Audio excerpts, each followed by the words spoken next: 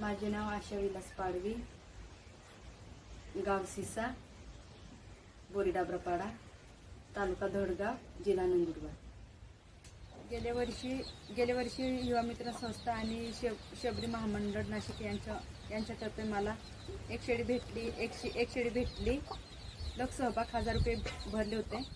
माझे पहिले एक शेळी होती, ती जास्त ओरडत होती ना, एकटी होती। मग ती युवा मित्र संस्था आपल्या म्हणजे आमच्या गावामध्ये चालू होती ना, मग ती ताई आली होती, सरिता ताई।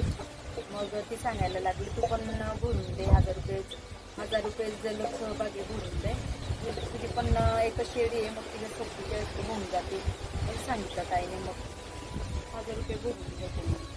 मग कशी शेळ्यांना कसं आणि चारा पाणी कसं द्यायचं, त्यांची आणि काळजी कशी घ्यायची, ते युवा मित्र संस्थांनी ते ट्रेनिंग घेतलं। त्याच्यातर्फे मग तसंच करतो। डॉक्टर टाईमवरती येतात, फोन लावलं का डॉक्टर येतात, लसीकरण व्यवस्थित करून घेतात आणि काय झालं का फोन लावलं का घेऊन जातात। संस्थेने मला ही शेळी दिली होती। या शेळीपासून हा आता बोकड झालेला आहे, 5-6 महिन्याचे आहे तो। त्याचे वजन आता 35-40 किलोवरती आहे आणि माझी शेळी पण एकच होती पहिलेशी। मग त्या शेळीपासून 2 हे पिल्लू झालेले आहे आता।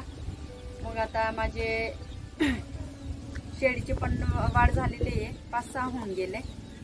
आता मला शेळी पालन करायचे आता चांगलं वाटतंय आणि फायदा पण होईल असं वाटतंय मला। आणि यांच्यासाठी मी आता शेळ्या पण वाढताय आणि शेळ्या पण अजून वाढवायचे असं करते मी। यांच्यासाठी मी एक चांगला असं गोठा बांधून घेणार आहे। त्याच्यामुळे मी युवा मित्र संस्था आणि